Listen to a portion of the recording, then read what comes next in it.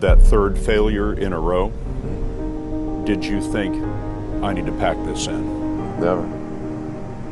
Why not? I don't ever give up.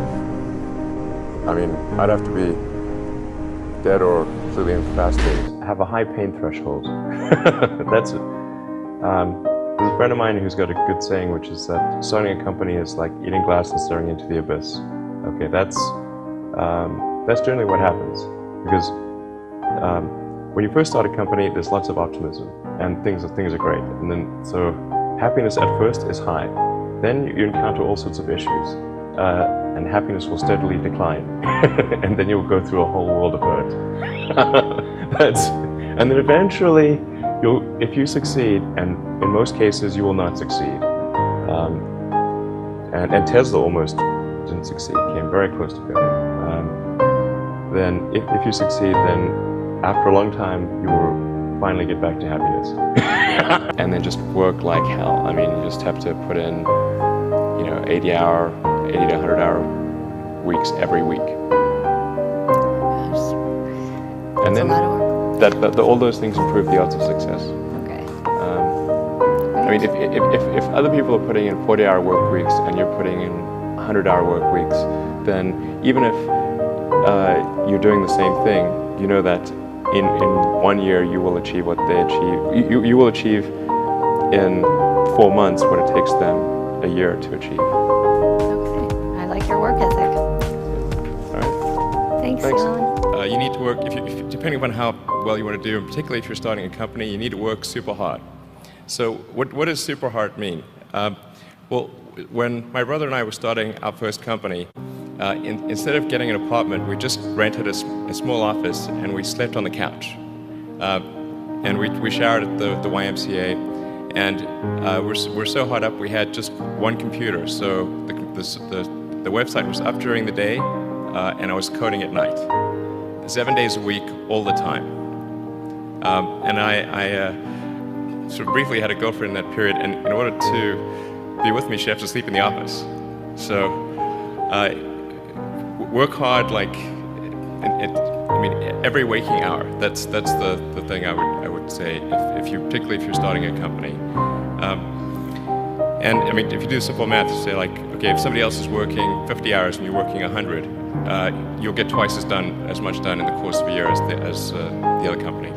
People who've been in the rocketry business for decades, who say about you that you don't know what you don't know. Well, I suppose that's true of anyone. How can anyone know what they don't know? But when critics say you can't do this, your answer to them is, we've done it. There are American heroes who don't like this idea.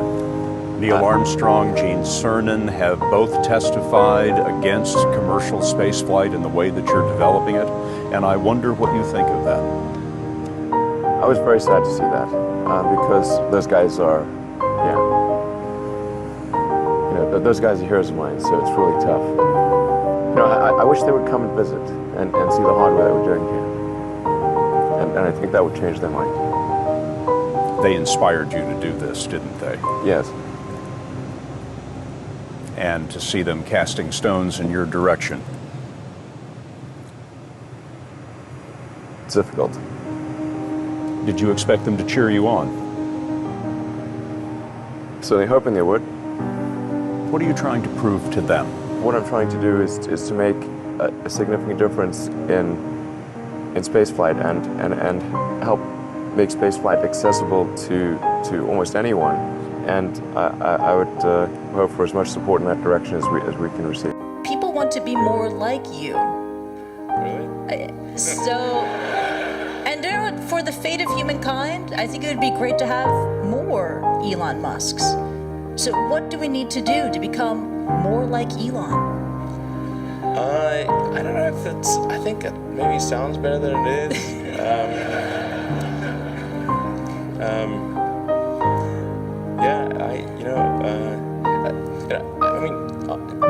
Honestly, like there's a friend of mine who's got a great saying about creating a company, which is trying to build a company and have it succeed is like eating glass and staring into the abyss.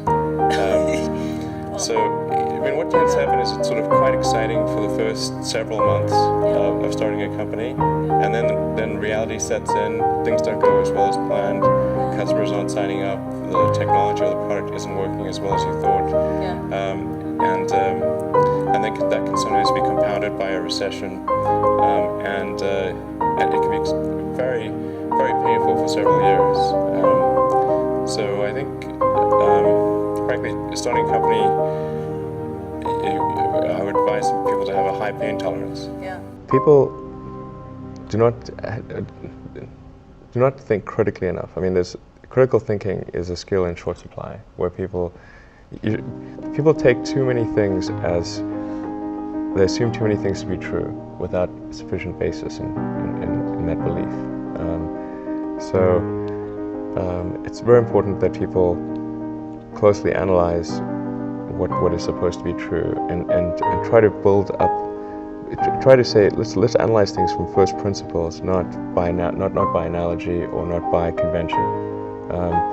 If you assume things are true by convention, which is actually what most people do, then it's difficult to gain insight into how things can be bettered. So, in any argument or any sort of train of thinking, you want to make sure that the underlying premises are valid and applicable, and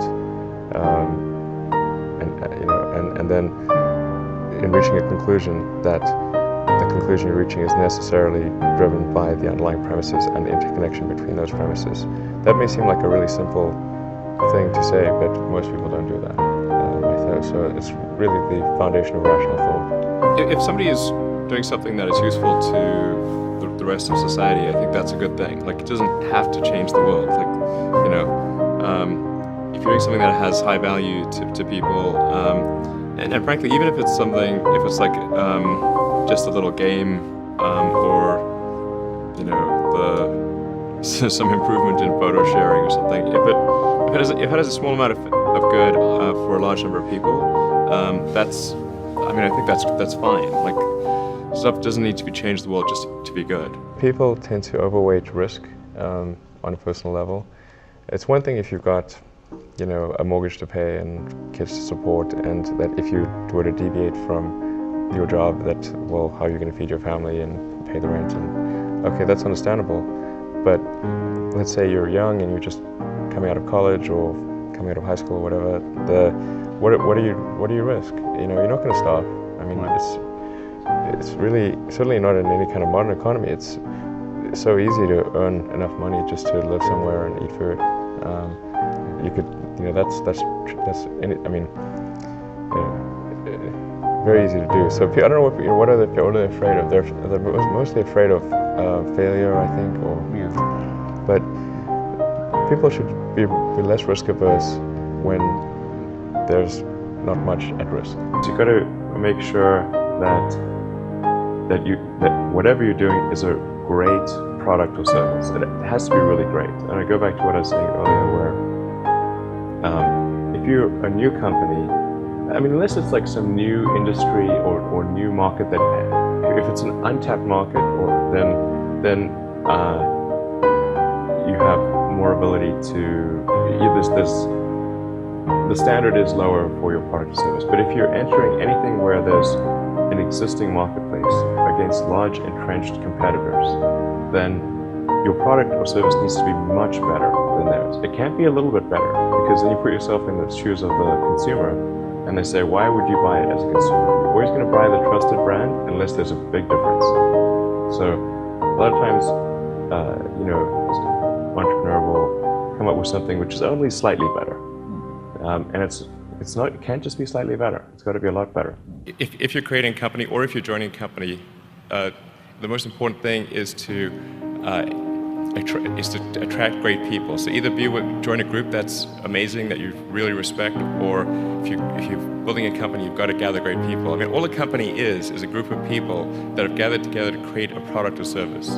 And so depending upon how talented and hardworking that group is, and the degree to which they are focused cohesively in a good direction, that will determine the success of the company.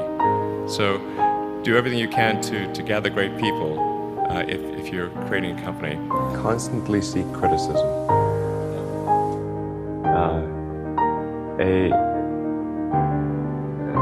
A well thought out critique of whatever you're doing is as valuable as gold. And you should seek that from everyone you can, but particularly your friends. Usually your friends know what's wrong, but they don't want to tell you because they don't want to hurt you.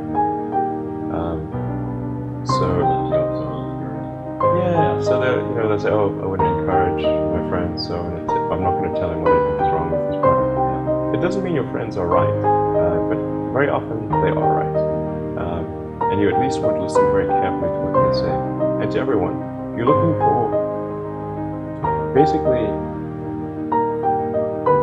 you should take the approach that you're wrong. That you, the entrepreneur, are wrong. Your goal is to be less wrong. Don't just follow the trend. So you may have heard me say that it's good to think in terms of the physics approach or first principles, which is, rather than reasoning by analogy, you boil things down to the most fundamental truths you can imagine, and you reason up from there. And this is a good way to figure out if something really makes sense, or if it's just what everybody else is doing. It's hard to think that way. You can't think that way about everything. It takes a lot of effort. But if you're trying to do something new, it's the best way to think. And that framework was developed by physicists to figure out counterintuitive things like quantum mechanics. So it's really a powerful method.